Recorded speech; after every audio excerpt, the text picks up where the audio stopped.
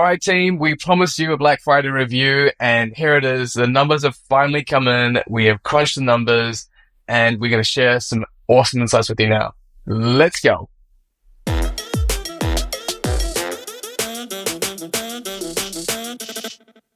Hey, let's take a quick second to do a little side note. If you're getting value from this podcast, it would mean a lot to us if you could subscribe wherever you're listening. So let's make this our generous agreement. If you're getting value, we'd love it if you could just click subscribe, potentially the bell button, and make our day. Cheers. Merry Christmas, Ali. Merry Christmas, Amir. Great to see you. It's good to see you too. And just so everyone knows, Ali's now in New Zealand, so and has been traveling, and I have no idea what time of the day or night it is at the moment. What is it? Yeah, I got up at 3 a.m. and we are now recording at around, it's now 5 a.m. So sorry for the puffy eyes. Hopefully that's okay. You do not show it, Ali. You do not show it. So, we've got a fantastic topic for Christmas Day, I think. Or maybe not, as some people may feel.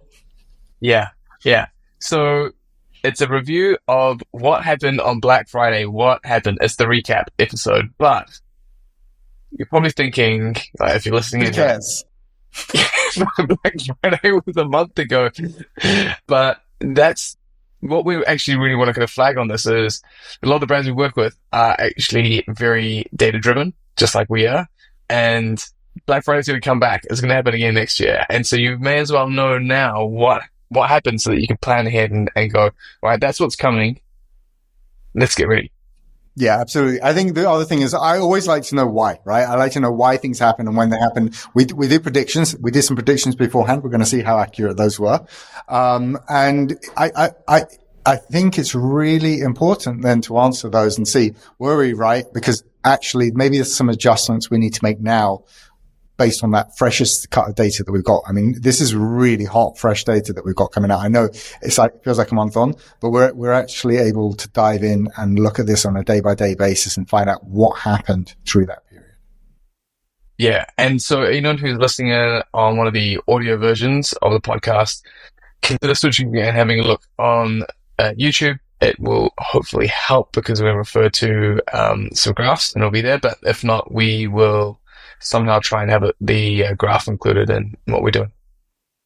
So ultimately, I think the important thing to say is the month itself ended up 16%. So we just take 1st of November to 30th of November 23 and compared it to 24. The month ended up 16% up year on year. Okay, so is that because of Amazon's growth or is that because of Black Friday? This is looking at all categories in the UK, right? So we're looking at all sales on Amazon during that 30-day period. Now, we reckon the year is going to end up at 18% growth. And we anticipated that Black Friday period would be slightly higher.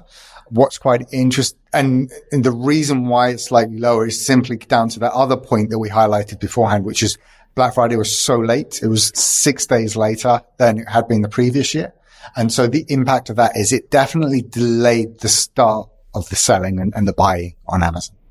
Yeah, that makes a lot of sense because so last year it would have occurred 5 weeks before Christmas. So there was an additional week of people selling and people just getting really into the purchasing spirit, I guess. Whereas this month, or this year, I should say, that week was gone, right? So they all pressed right into those last 4 or 5 days of November.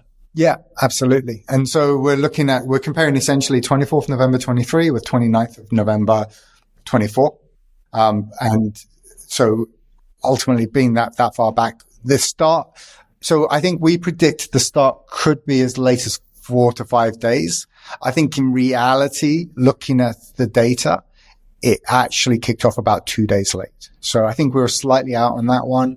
And we said we thought it was going to be pretty high on the Monday, starting from the Monday. I hadn't been prepared for exactly how high. So there are a couple of really interesting points just from the data that we should take out. First one was Black Friday was not the highest revenue day of the period. Yeah, interesting. Okay. Yeah. What was the highest revenue day? Right. And then just to point out that last year it was. So the highest revenue day was Cyber Monday. That was the 2nd of December, is that right? Yeah. That's where the majority of the revenue was taken, interestingly. Yeah, and that's funny because we talked about the prediction around how payday is going to influence things and how that's going to kind of feed through into the rest of the purchasing. So payday would have been the 28th, 29th, around that time. So people got paid on basically got the money on Black Friday, and then the weekend was still pretty high, but then it really kind of knocked it out of the park. What was the number? Do we have rough numbers that we can talk through here? We've got rough numbers. I think Amazon probably weren't happy if we didn't actually say exactly what the numbers were, but fundamentally they were up. So what's quite interesting again is if we look at 24th of November this year was actually up on Black Friday last year. It was only up by 1%, but it was up 1%, which I think is pretty impressive. Yeah, that's epic. Because what? So yeah, that shows just a year-on-year growth overall on Amazon that we're going to be talking about. Yeah, so it's essentially just saying the 24th of November this year, which was not Black Friday, compared to the 24th of November last year, which was Black Friday, up 1%. If we look at Black Friday to Black Friday, the day itself up 23%. Wow, 23%. That's massive. But basically, like almost a whole quarter above it. The reason this is because that pent up purchasing that just all kind of like came out in those days. Everyone's just kind of a feeding frenzy. It's a combination of factors. I think last year the problem with Black Friday and Cyber Monday is they fell before payday or the main payday of the month. So that I think suppressed the figures last year. Whereas this year there's been the pent up demand and the fact that Black Friday fell on payday, after payday, and Cyber Monday in particular as well after payday. So I think that was part of it. Hey, awesome. So what are the juicy little tidbits have you got up your sleeve there, Zamir? So there are a few other ones. So just to do some more comparisons, if we take what was last year's Cyber Monday, interestingly, which was the 27th of November, this year the 27th was slightly under what last year's was, so about 5% under what the 27th of November was last year. But when we come to comparing Cyber Monday to Cyber Monday, it was up by 16%. So that's a pretty impressive increase as well. Okay, that's massive. All right, so before I move on, actually, Zamir, what other little nuggets do you want to run through? Because what I want to kind of get to is, right, if I'm a brand listening to this, how do I feed this into what I do for 2025? So there's a couple of things in it. First of all, when you go back and review your data, you should expect when you're looking at year on year that overall, you should be seeing all of your wins sort of like right at the back end of the month.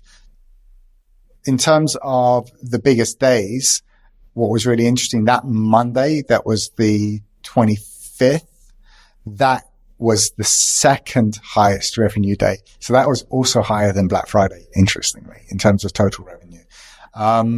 So you're probably looking at peaks that started on or around the 25th of November.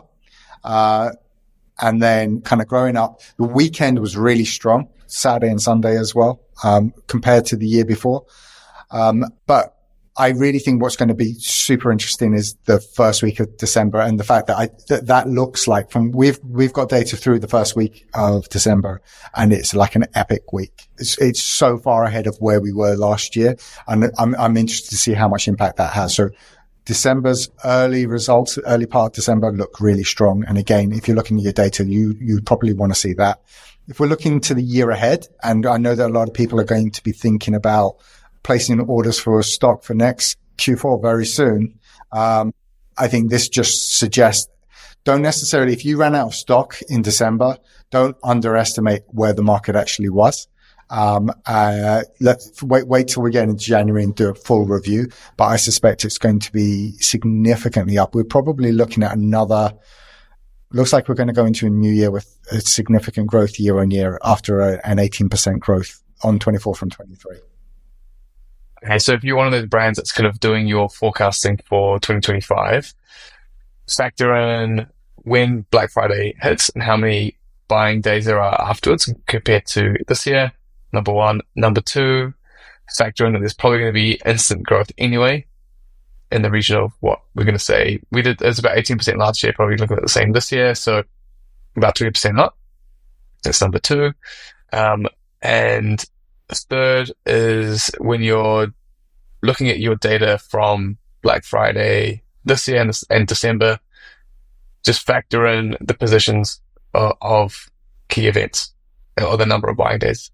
Yeah, I think the other thing we're predicting now, looking at the data that we've seen so far, is we suspect January is going to be a significant increase on January 24, which was already a very strong month.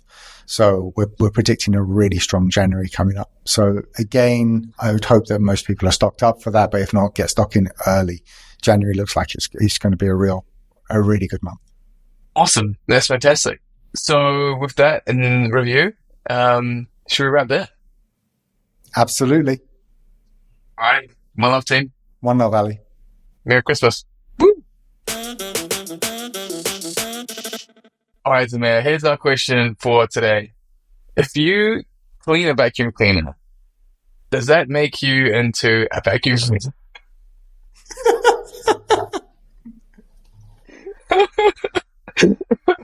I love that this question is entertaining you so much, Ali. If I clean a vacuum cleaner, am I a vacuum cleaner? Yeah. Add it to my new LinkedIn profile. I think that's what you should do. Vacuum cleaner. I'm a vacuum cleaner. And put up a picture of a Dyson. Oh, no, a Hetty and a Henry. Yeah, Hetty and Henry. Okay, fine. Yeah, love it. Okay. Question done.